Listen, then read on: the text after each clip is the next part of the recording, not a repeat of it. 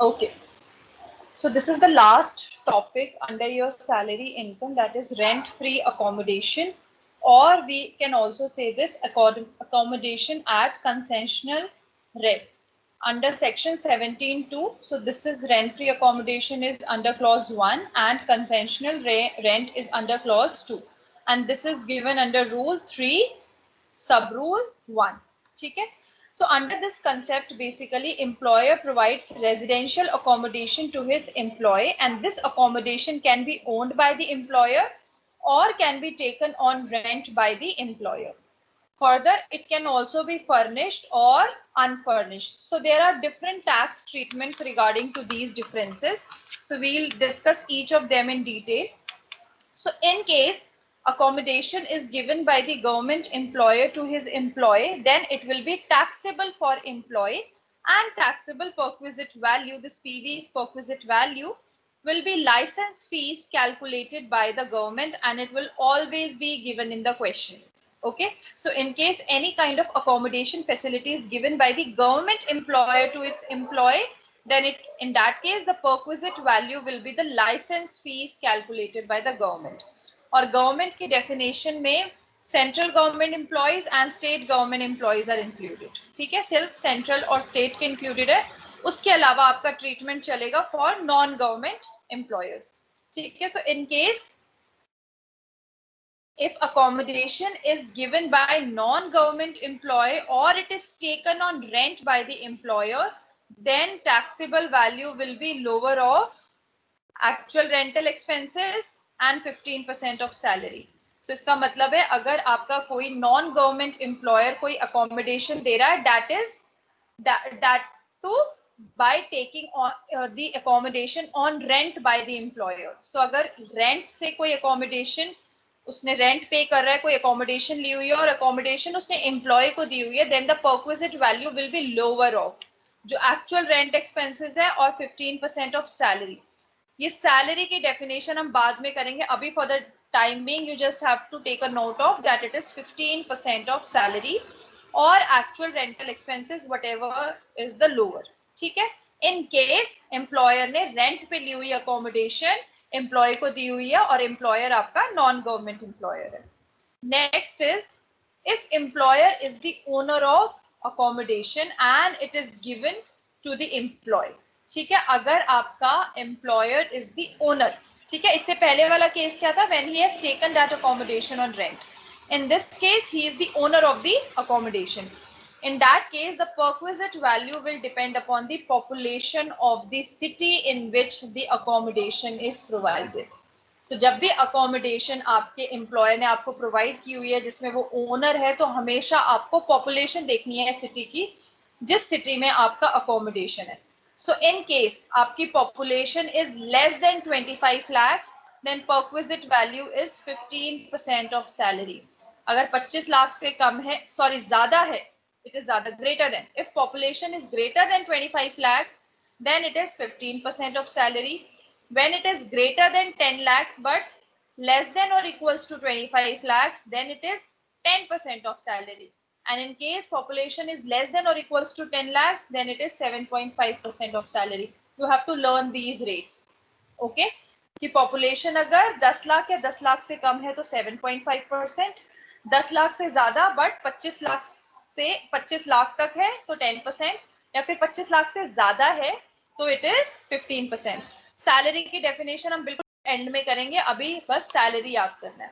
ठीक है, and P is your population which is to be checked as per 2001 census.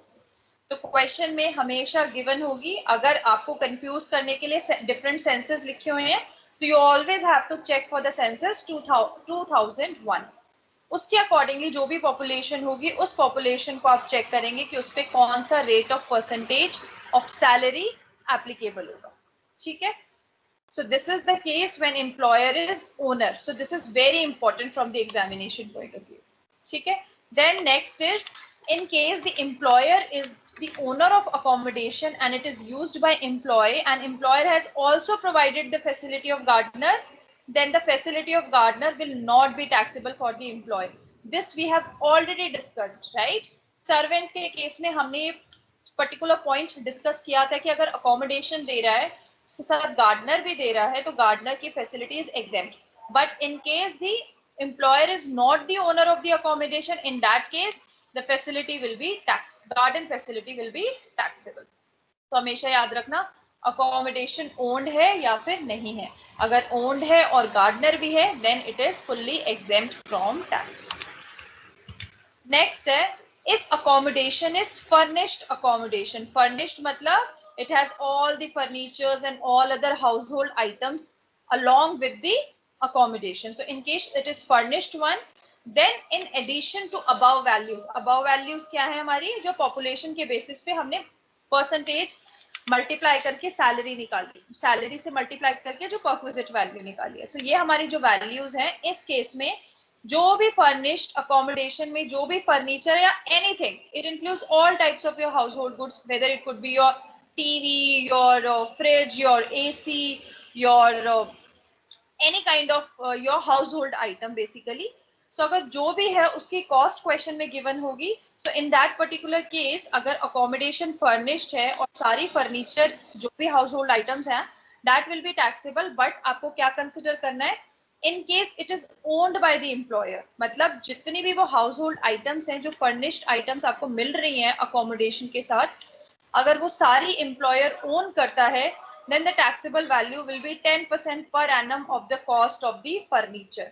Okay, so this is on the basis of SLM. जो direct आपकी cost होगी furniture का उसका आप 10% और ऐड कर दोगे आपकी जो आपने पुरानी वैल्यूज निकाली थी. But in case your furniture is taken on rent, अगर रेंट है तो it means actual rental expenses को आप एड अप करके टैक्सेबल कर दोगे.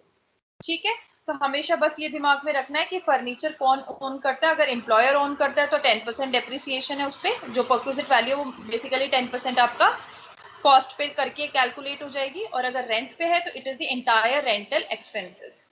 The next point is if employer does not charge any amount from his employee for accommodation provided, then it is called as rent free accommodation. It means employer is not charging a single penny from the employer and it is entirely free accommodation.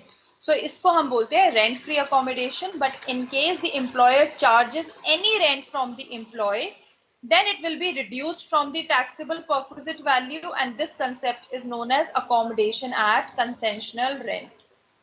ठीक है, मतलब हमेशा अगर बिना कोई rent है तो मतलब हम कहेंगे अकोमोडेशन रेंट फ्री है, अगर रेंट चार्ज कर रहा है तो हम बोलेंगे अकोमोडेशन एट कंसेशनल रेंट है. और जो भी अमाउंट चार्ज होगा that will be allowed to be reduced from your taxable perquisite value. Then next point is if employer has provided more than one accommodation to the employee. Okay, अगर एक से ज्यादा accommodation हो रहा है then only one accommodation is taxable for the period of first 90 days in your previous year. That is first 90 days के लिए आपकी खाली एक accommodation taxable होगी और 90 days के बाद आपकी सारी accommodations taxable होंगी. This is also given here by your law कि अगर एक से ज्यादा है तो 90 डेज तक हम एग्जेम्प्ट दे रहे हैं, बाकियों पे सिर्फ एक को आप चार्ज करोगे. बट 90 डेज से भी ज्यादा अगर इतनी अकोमोडेशन दी हुई है तो फिर सारी की सारी आपकी चार्जेबल टू टैक्स होंगी.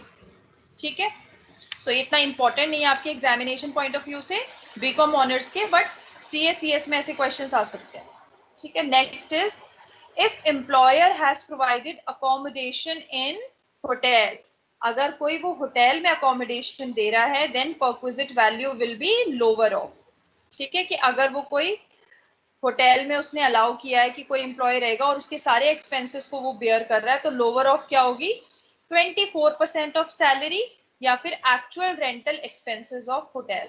तो इन दोनों से जो भी लोअर होगा that will be allowed as that will be your taxable perquisite value. Salary की डेफिनेशन आगे करेंगे. सो अभी बस सैलरी 24% ऑफ सैलरी या फिर एक्चुअल रेंटल एक्सपेंसेस जो होटल के उसको पे करने पड़ रहे हैं. Important point note to here is that it will be taxable only if the below conditions, both the below conditions are satisfied. क्या conditions हैं? Stay in hotel is not because of transfer of employee from one city to another. इस ये reason नहीं है. It could be any other reason, but it is not because of transfer of employee from one city to another. ठीक है, stay in a hotel is more than 15 days, कि एक तो आपका जो रीजन है स्टे करने का वो ट्रांसफर की वजह से नहीं है कि आप एक सिटी से दूसरी सिटी में आ रहे हो due to your employment thing that you have to make, you in case of transferring from one city to another, that is why you are staying in a hotel. ना ही आपका stay is more than आपका जो stay है वो 15 days से ज्यादा है. सो अगर ये दोनों कंडीशन सेटिस्फाई होंगी तभी आपकी होटल में जो अकोमोडेशन एम्प्लॉयर ने प्रोवाइड किया हुआ है वो टैक्सेबल है. अगर ये दोनों कंडीशन सेटिस्फाई नहीं है तो वो टैक्सेबल नहीं होगा. सो फॉर एग्जाम्पल एम्प्लॉय का स्टे होटल में फॉर एग्जाम्पल 12 डेज के लिए था, तो it should not be taxable. Similarly employee जो आया था वो उसका ट्रांसफर हो गया था एक सिटी से दूसरी सिटी में, इस वजह से वो होटल में रुका हुआ था फॉर सम टाइम, उस केस में भी इट इज नॉट टैक्सेबल. सो ये दोनों कंडीशंस होनी चाहिए कि ना ही ट्रांसफर रीजन की वजह से वो आया है और उसका स्टे ज्यादा है, ये दोनों अगर सेटिस्फाइड है तभी आपका अकोमोडेशन की परक्विजिट वैल्यू टैक्सेबल है, अदरवाइज इट इज नॉट. ठीक है. Then next is in the following situations facility of rent free accommodation, RFA is your rent free accommodation, is not taxable.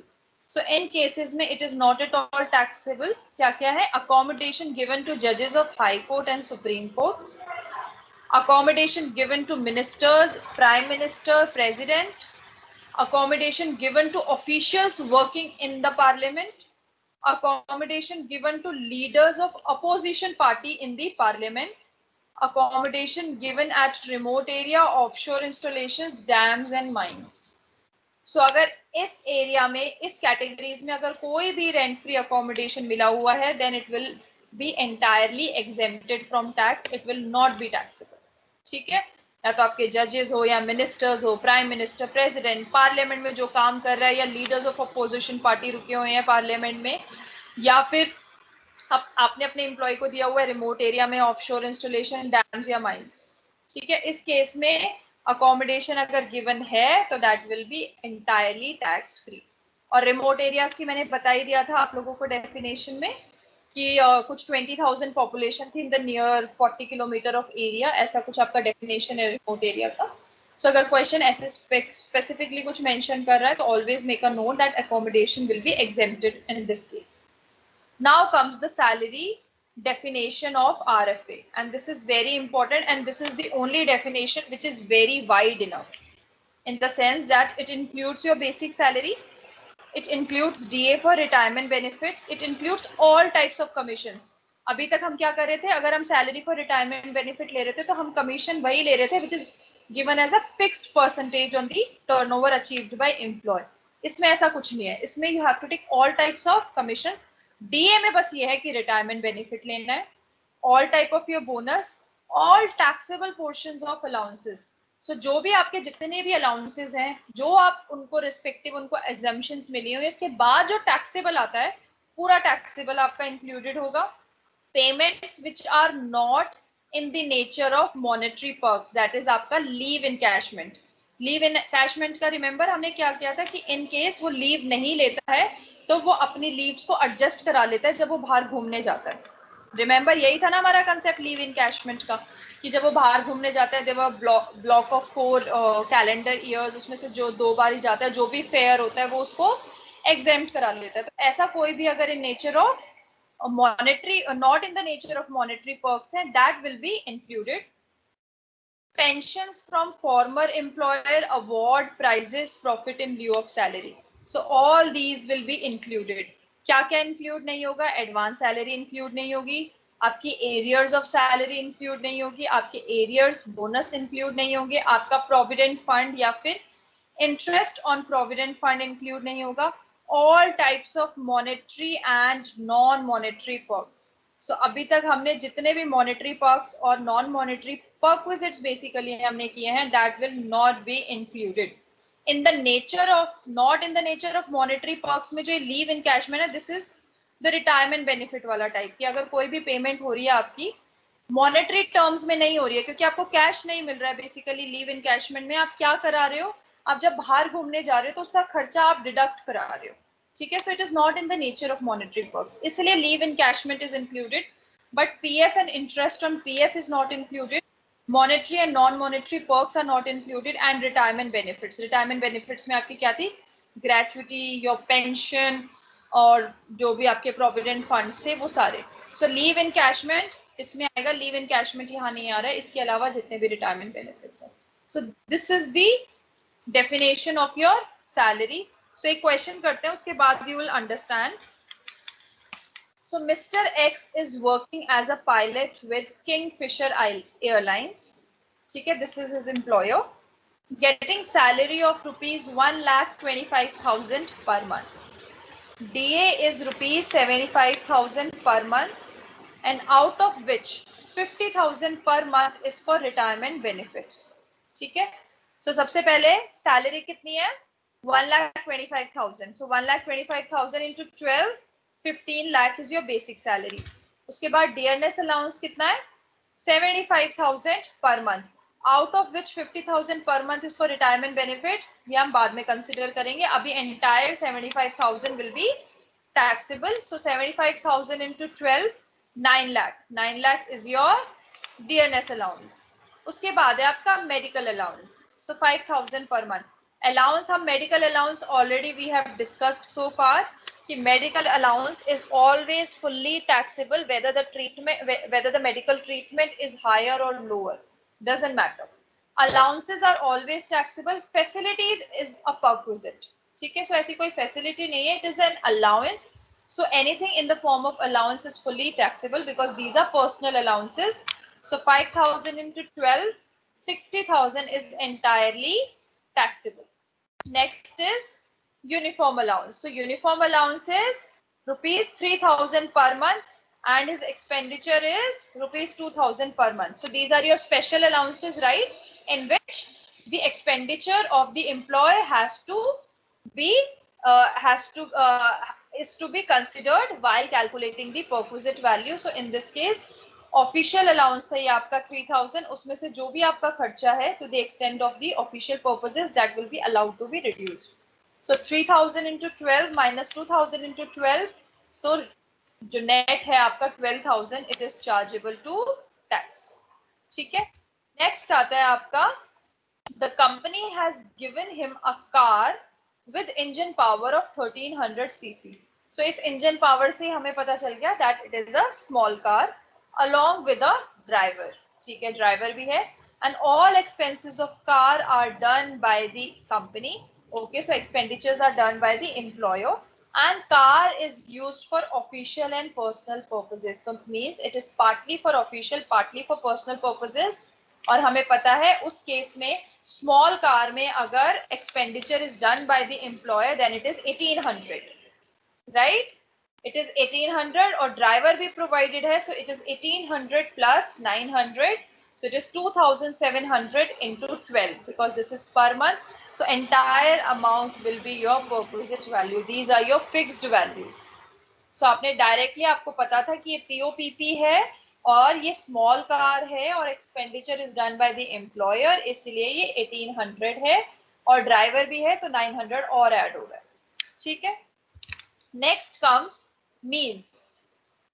हाँ एक सेकेंड, ये फ्लैट वाला है, flat वाला अभी हम छोड़ते हैं, फ्लैट वाला हम सबसे एंड में करेंगे, पहले हम मील्स देखते हैं. He has consumed 100 meals and the cost per meal is rupees 150. And if you remember, meals, tea and snacks को हमने दो पार्ट में डिवाइड किया था, जिसमें हमने meals का बोला था कि is entirely taxable, but rupees 50 per meal is allowed as an exemption. ठीक है, टी एंड स्नैक्स आपके कंप्लीटली एग्जेम्प्टेड थे, आपको याद हो तो मील्स क्या है, 100 meals at the cost of 150 है, तो 150 into 100 is 15,000, लेस आपकी एग्जेम्प्टेड क्या हो जाएगी एट द रेट ऑफ ₹50 पर मील, तो आपका 5,000 रुपी आपको एग्जेम्प्ट हो जाएगा. सो ये सारी जो एग्जेम्पशंस है ये सारी आपको टिप्स पे होनी चाहिए क्वेश्चन सॉल्व करते टाइम कि किस पर्टिकुलर एरिया में कितनी एग्जेम्पशन है. सो इस केस में आपकी 5,000 एग्जेम्प्टेड हो गई, सो 10,000 is your net taxable perquisite value for meals. Next आता है आपका the company has provided him Kingfisher beer worth rupees 2,500 per month. और पहले ही हमने बोला था कि tea should be such in nature which is in non-alcoholic, right? So अगर non-alcoholic tea या snack या drinks हैं, then it is allowed as an exemption, but alcohol के cases में it is fully taxable. So ये beer दे रहा है which is in alcohol in nature, so entire amount will be taxable. So 2,500 into 12, that is entire 30,000 is your taxable perquisite value for beer. Then next, his daughter is taking training in Air Hostess Academy, which is owned by the company. So याद है आपको education facility में अगर वो children को education देता है employ के, और अगर एम्प्लॉयर उसको ओन भी करता है, तो हमारी क्या कंडीशन थी कि उसकी परक्विजिट वैल्यू वो होगी जो सेम एरिया में सिमिलर इंस्टीट्यूट सिमिलर सर्विसेज देता है, उसकी जो भी फीस होगा वो हम परक्विजिट वैल्यू लेंगे, सब्ट्रैक्ट कर देंगे उसमें से 1000 पर month of children irrespective of the number of children. ठीक है, ये आपकी कंडीशन थी. सो आप डायरेक्टली आपको दिया हुआ है कि the fees charge by other institutes for similar courses of 9 months is ₹50,000. सो आपका 50,000 में से आप सब्ट्रैक्ट कर दोगे 1000 पर मंथ पर चाइल्ड.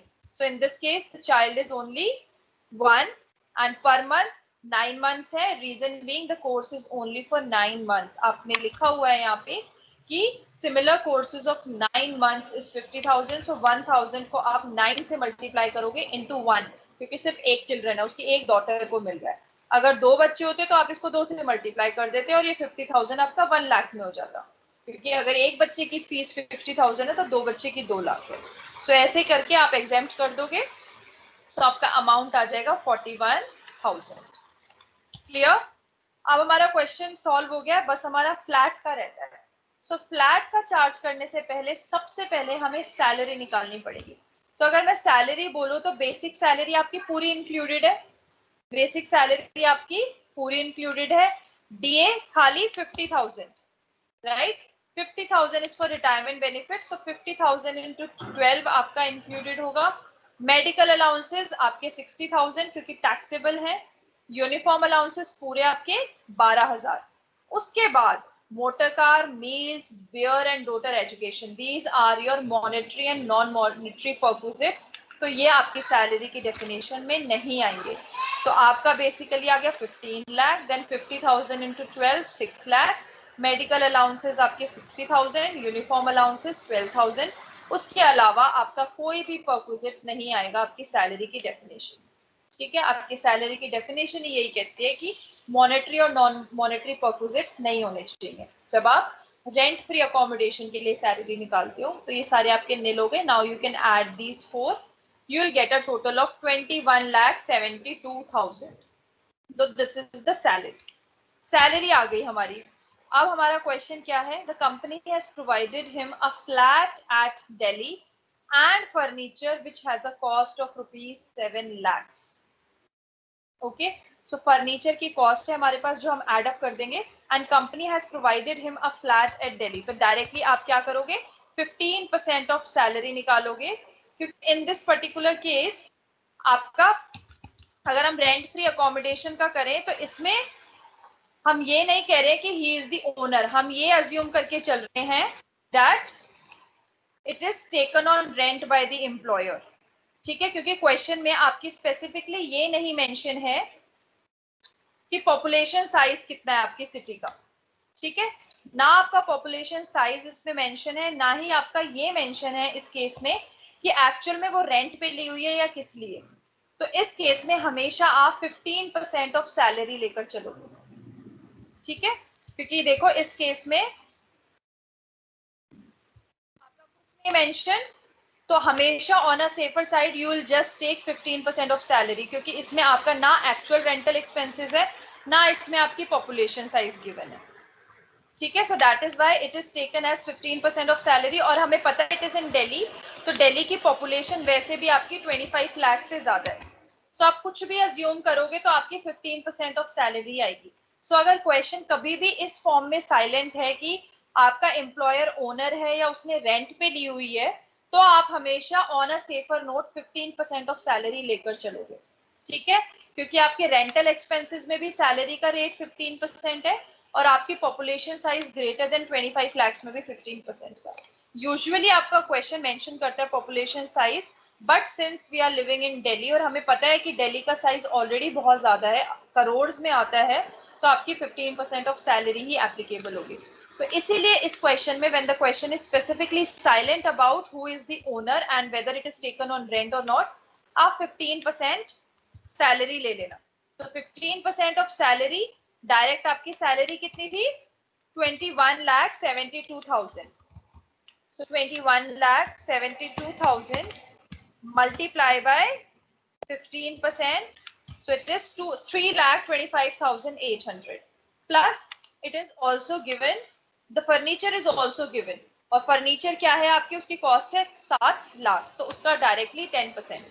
सो इन दोनों केस में you can assume that the accommodation as well as the furniture is owned by the employer, क्योंकि rental expenses given ही नहीं है क्वेश्चन में, ना फर्नीचर के केस में ना अकोमोडेशन के केस में। सो 10% ऑफ फर्नीचर इज 7,70,000। सो आपने ऐड किया 3,95,800 आ गया, उसके बाद आप सब कुछ ऐड कर लोगे तो you'll get a gross salary. Is it clear to everyone? Any doubts to anyone?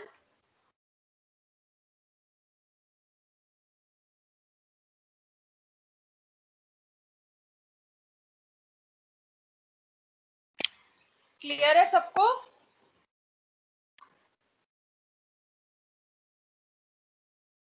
Question slide once.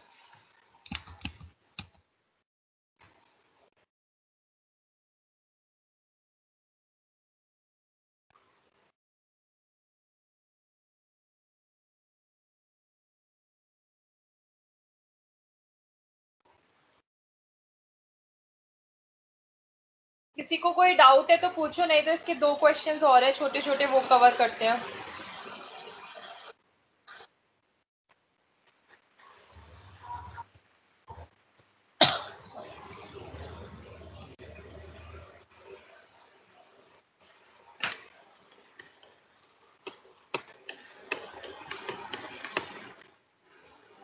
Any doubts?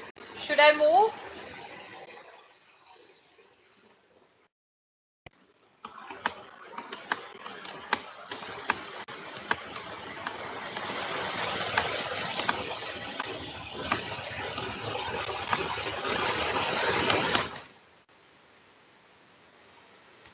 So now,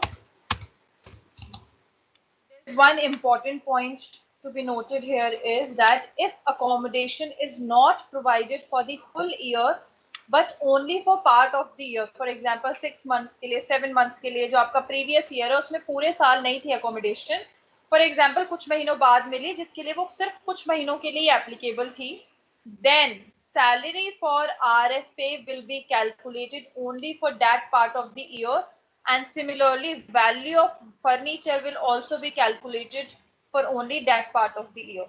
तो अगर क्वेश्चन में से ब्रेकअप भी गिवन है कि जो आपका अकोमोडेशन था वो for example was only for 6 months during the previous year, तो आप सैलरी भी 6 मंथ्स की निकालोगे, प्लस आप जो फर्नीचर का 10% रेट जो आप कैलकुलेट कर रहे हो उसको भी आप सिर्फ 6 मंथ्स का ही निकालोगे। सो अगर कोई पार्ट ऑफ ईयर है तो हमेशा पार्ट ऑफ ईयर के accordingly you have to calculate. ठीक है। Now the next illustration is, assume in the previous example, the company charges rent of rupees 11,000 per month from Mr. X for the use of accommodation and furniture.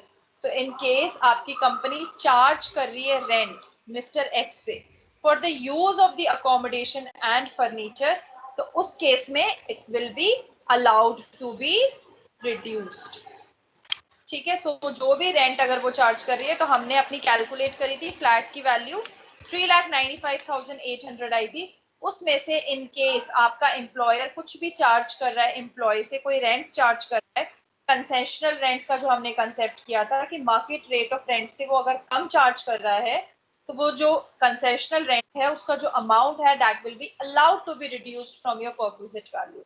तो आपकी जो total perquisite value थी उसमें से आपने 11,000 into 12 months का amount reduce करा के you have calculated your value of accommodation at concessional rent. Clear है ये सबको? अगर कुछ भी चार्ज कर रहा है employer from his employee, that will be allowed to be reduced in case of accommodation. Clear?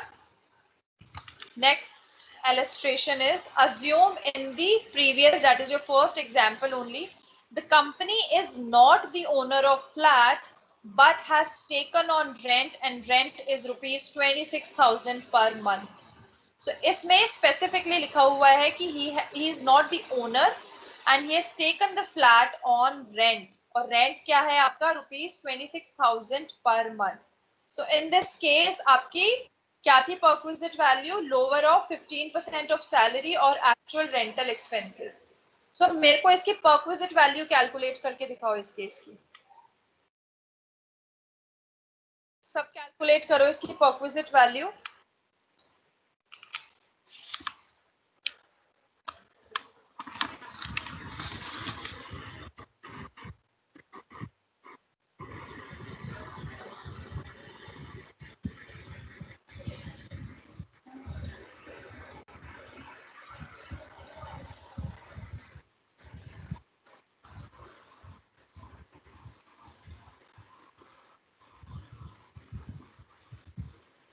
लिख लो जो परक्विजिट वैल्यू है आपकी, जो सैलरी है आपकी, सैलरी है आपकी 21,72,000. सब नोट डाउन कर लो, आपकी सैलरी है 21,72,000. सो ये क्वेश्चन सॉल्व करो.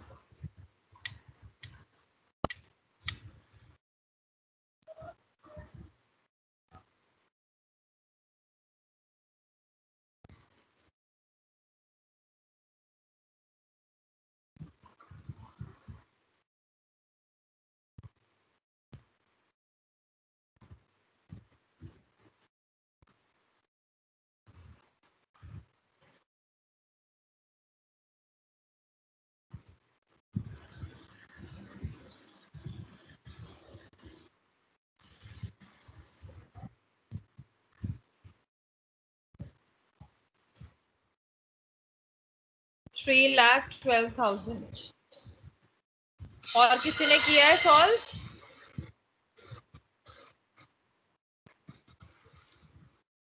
अच्छा, तुम लोगों ने फर्नीचर ऐड कर दिया है, क्योंकि फर्नीचर भी तो मिल रहा है इसको 7 लाख रुपीस का.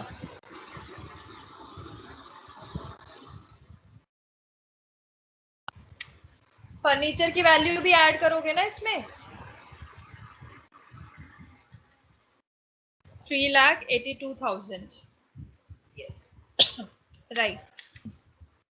आपकी perquisite value है of flat is 3,12,000, but you'll add furniture here, क्योंकि जो भी अगर आपको फर्नीचर मिलता है उसका 10% हमेशा एडेड होता है, और मैंने अपनी स्लाइड में ऐड नहीं करा हुआ है, but you always have to add.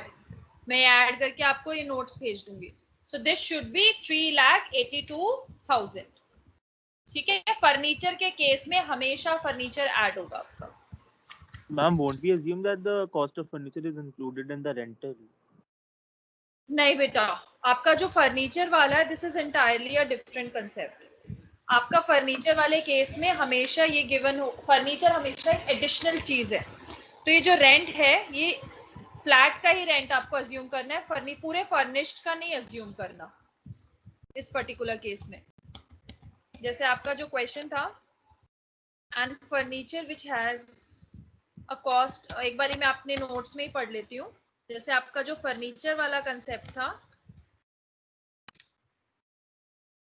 हाँ, तो is owned by the employee then taxable. ये हमेशा वैल्यू ऑफ फर्नीचर आप एक एडिशनल, वैसे ही आपके अजम्पशन के ऊपर भी है. अगर आप चाहो तो ये अज्यूम कर सकते हो that this is a furnished house which is taken on rent and the furniture is already included in the rent.